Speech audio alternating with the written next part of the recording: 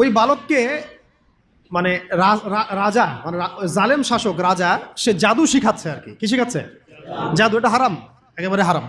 জাদু শিখাচ্ছে, কিন্তু কিন্তু জাদু শিখতে আসার সময় সে আবার এক আল্লাহর অলির দরবার দিয়ে আসে। ওর কাছে তখন আবার ওই কথাগুলো খুব ভালো লাগে, সেখানে বসে দিনের কথা শুনতে শুরু করে। এদিকে আবার জাদুও শিখে, এদিকে আবার দিনের কথাও শিখে।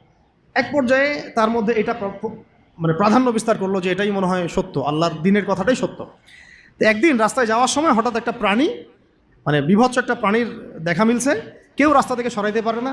তখন সে চিন্তা করলো যে আজকে আমি পরখ করে দেখবো যে এই জাদুঘরের এলেমটা বেশি কার্যকর না আল্লাহর অলির এলেমটা বেশি কার্যকর।